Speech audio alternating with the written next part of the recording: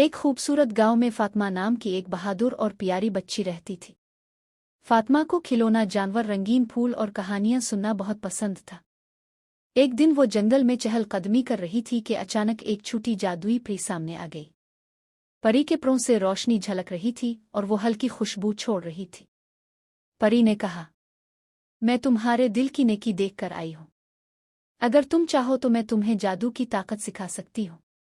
فاطمہ نے خوشی سے کہا، ہاں۔ پری نے اپنے چھڑی سے ایک نرم روشنی نکالی اور فاطمہ کے ہاتھ پر چھڑک دی۔ فاطمہ نے فوراً محسوس کیا کہ وہ جانوروں کی باتیں سمجھ سکتی ہے، پھولوں کی خوشبو سے ان کا حال جان سکتی ہے اور درختوں سے مدد مانگ سکتی ہے۔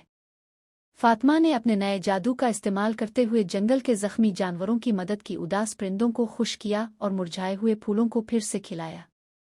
پری نے مسکرا کر کہا، دیکھا، اصل جادو نیکی اور محبت میں چھپا ہے، اور یہ طاقت تمہارے دل میں ہمیشہ رہے گی۔